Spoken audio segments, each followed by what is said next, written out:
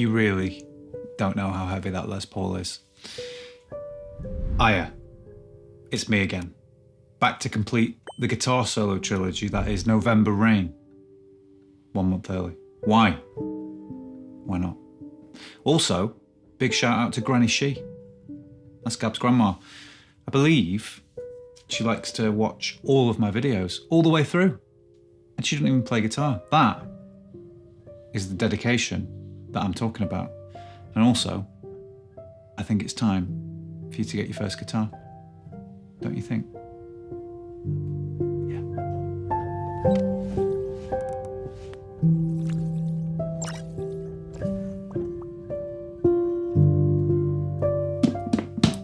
Time to treat you to another little story.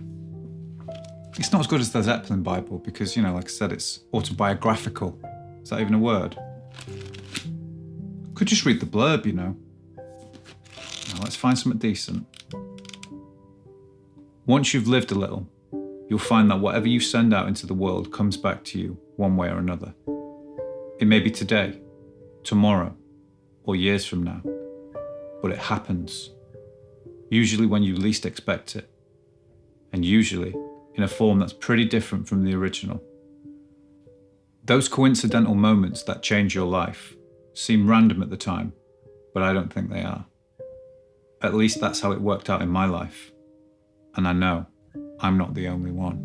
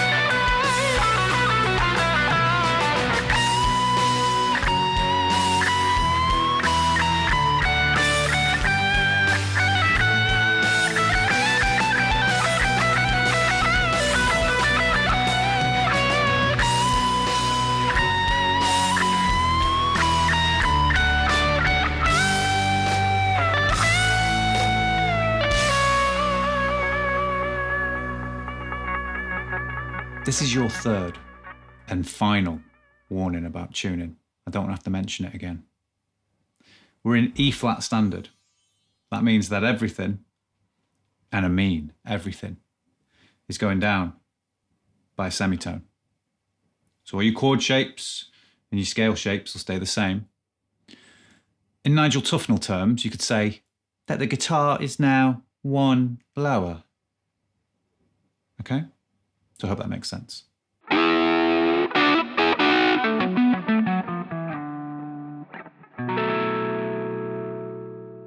might just start breaking up all my videos with some of these 90s TV licks. They're very cool, very fun to play. And they all finish with a 7 sus4. Good to know that. Now, the first two solos were in C major because we're in E flat standard. And now, for the final one, it's all doom and gloom. Very sad after what happened at the wedding. We're changing to C minor, but we're in E flat standard. So what I thought I'd do is show you a couple positions of the C natural minor scale up here, and also the C harmonic minor, because there's a fruity note in there. Slash loves that scale. So let me walk you through some of these, and if you want PDF, do one to Patreon.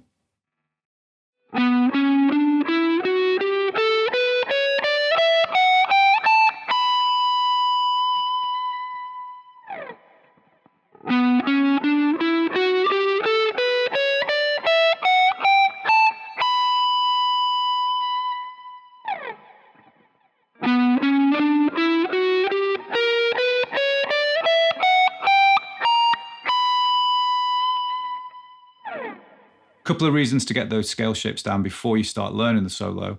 One, because I said so.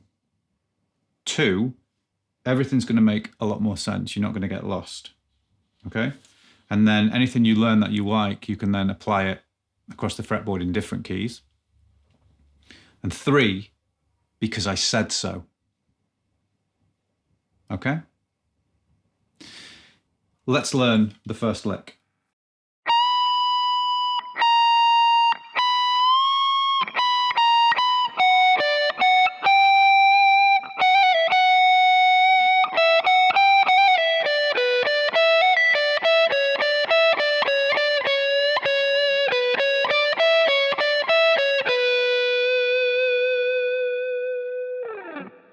The beauty of this solo is that you've got this little repetitive motif, we'll say, at the start, way up high with all the bends.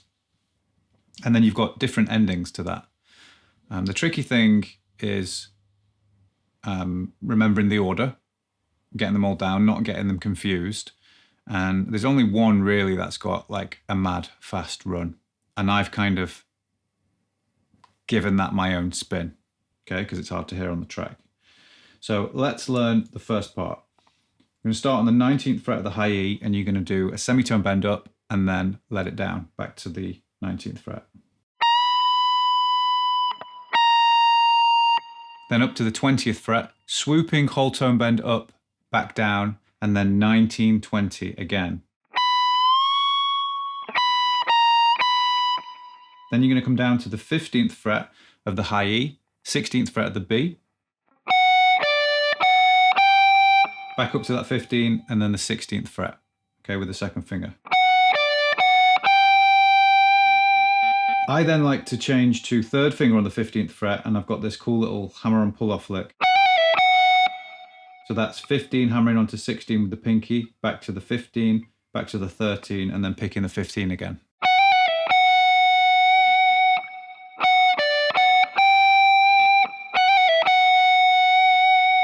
You could also play that here, but I like this one. Now our first little slash run.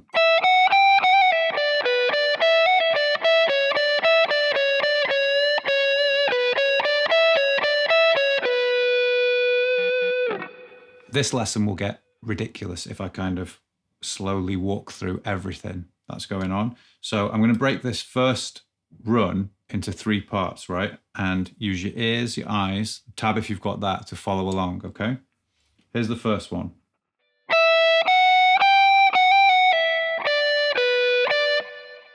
Cool little hammer on pull off in the first part. Slash loves to do that kind of thing. Second part. And then finally, you've got this.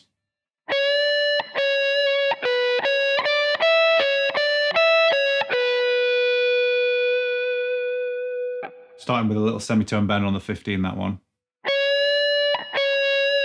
A little bit of vibrato.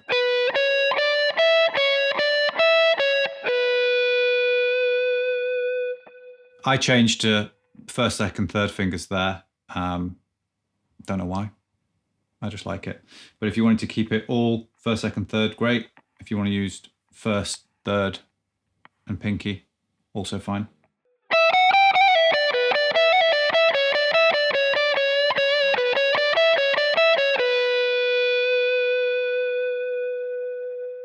Second lick goes like this.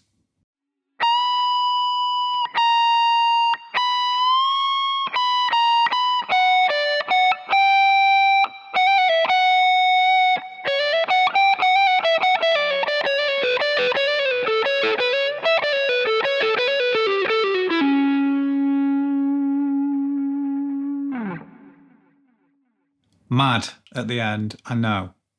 But the saving grace is the start is the same, so we already know that up to this part. When I was doing my take, I just kind of improvised. I knew roughly where it started, and that was going to finish on the D note. And I went for it. And it was all right. So to begin with, we got this cool little hammer-on run, 15, 16, 18 on the B. Up to 15, 16 on the high E. Then this hammer-on pull-off.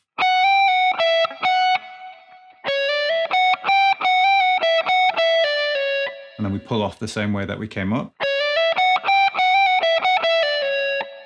And then when we get here, we've got this cool little thing.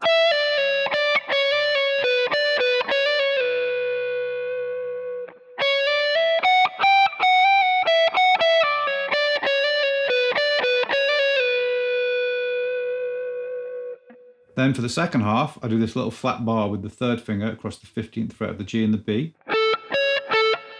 And I'm literally going up and down the scale. And then back to that little flat bar again. Cool little hammer-on pull-off, 13 to 15. And then I pull off 15 to 13 on the G. And then this is the tricky bit. You're going to move the index finger back. You don't want to hear that, but you're going to then do a pull-off from 15 to 13 to 12. And then just 15 to 12 on the D. The index finger has to like slide back to prep.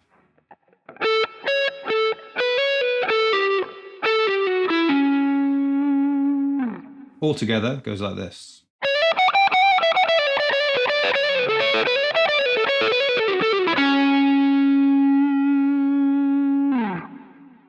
It is a bit mad.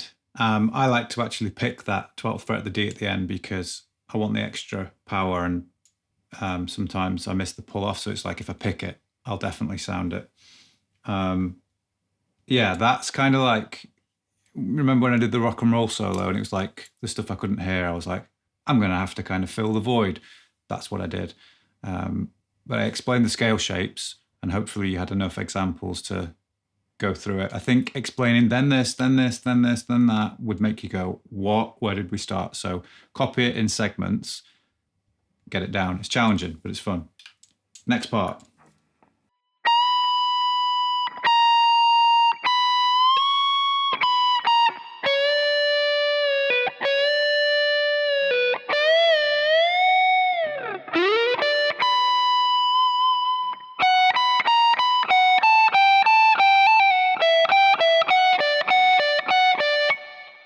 So this one starts the same.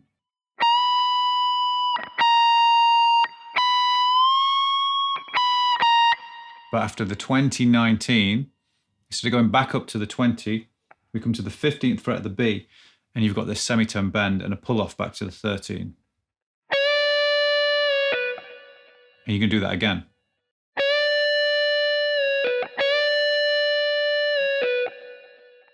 Then you're going to take the 16th fret of the B, bend it up a whole step, down, and then up 2 steps, 2 tones. Full tone, down, 2 tones, okay?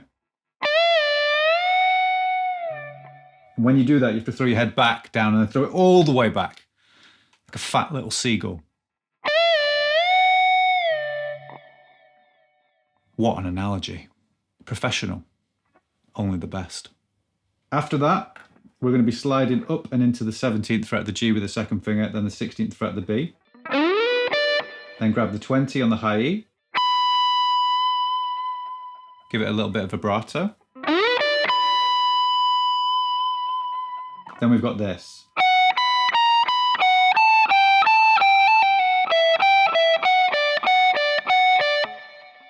It's really cool. It's a little bit like Anastasia. 15th fret of the high E, and then 20, 19, 20. And then 15th fret of the high E, 18, 16, 18.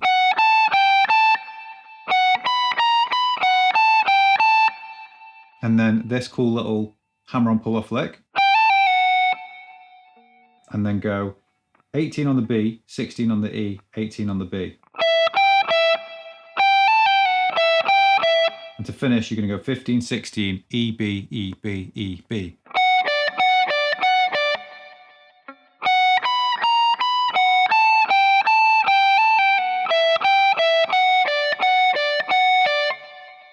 Very tasty. Next one goes like this.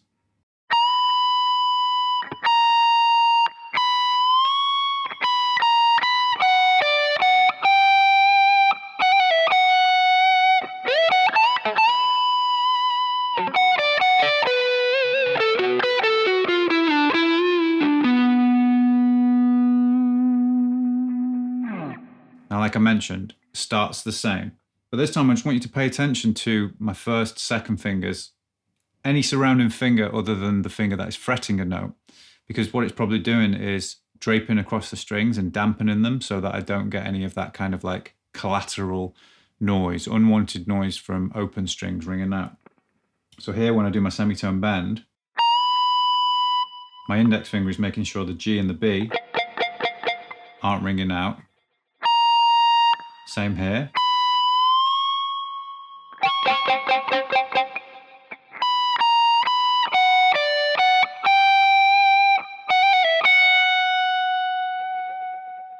Doing a little bit of vibrato there. My index finger just now naturally, I'm not even thinking about it, flops over. And it's like, hey, you guys aren't making any noise. He's the boss. Okay, here's the lick that comes out of that section.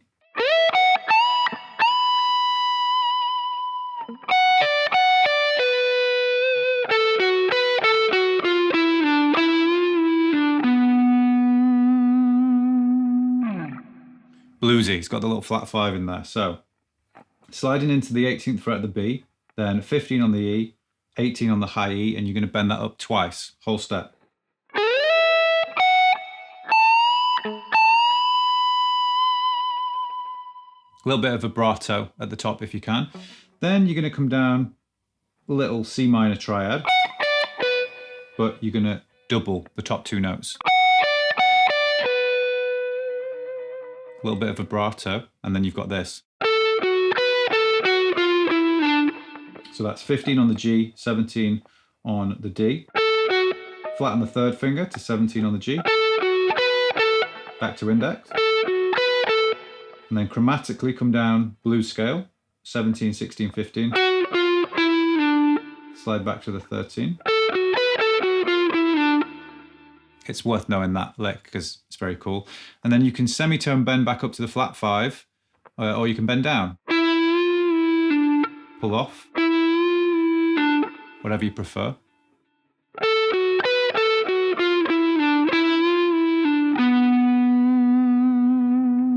And then finish on the 15th fret of the A, which is the note C.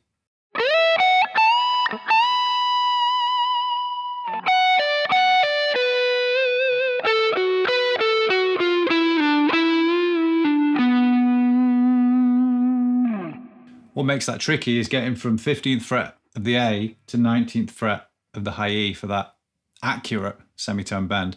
When I was doing my little cover, I fluffed it a few times. Not many, but a few.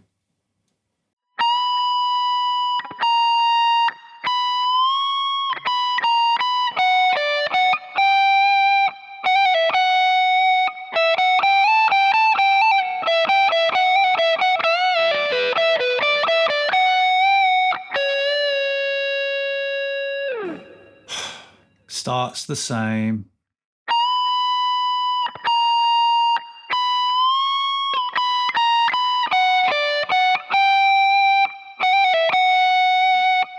So when we get to here, we're going to go 13, 15, 16, and then slide up to 18 with the pinky. And then 16, 18, middle pinky. And then this cool little hammer-on pull-off.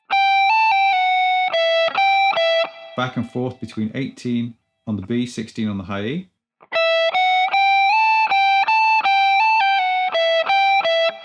And then a cool little finger change here. You're going to go 15, 16, index middle, that's the same. And then I use third finger on the 18 on the B. Same concept, but we've just got the third finger on the B string now because we're about to do a little bend.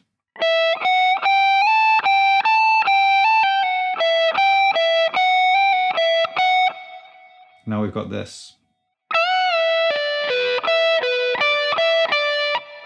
So that's a cool little page lick, to be honest. 18th fret of the B, up and down, whole step, and then pull off back to the 16. And then you're going to go 17, 18, that's G to B, back and forth. And then 16, 18, 16 on the B. Then a very cool little semitone bend. It's going to be the 20th fret of the B, and then 15th fret of the B.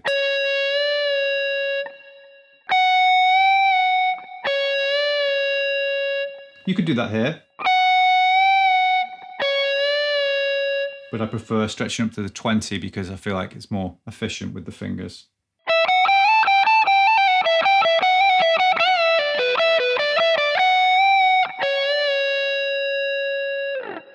Finally, we're at the end. It goes like this.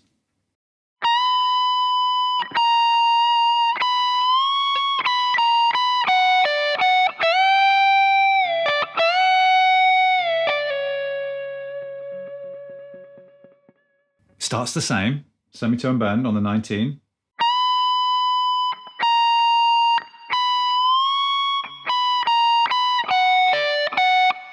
Now after that 15th fret of the high E, what you're actually going to do is grab the 18 on the B, bend it up a tone and a half, let it down, pull off back to the 16, and then bend the 18 back up a tone, let it down, pull off back to the 16, and then slide back to the 15. So you get this.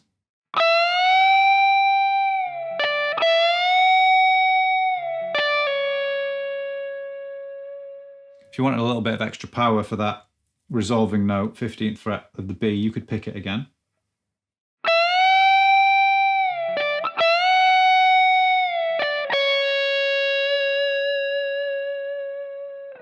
But I actually think it's quite a soft thing, so.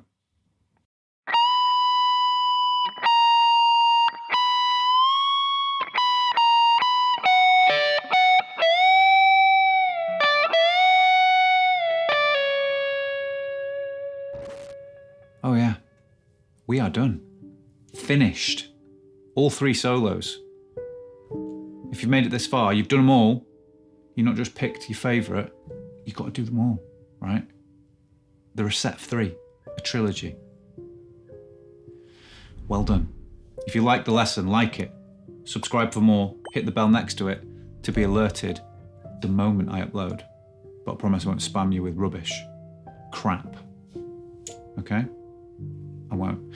If you're a bit lost and frazzled, because this one got especially spicy in the middle, then you can grab the tab, which is annotated by me on my Patreon.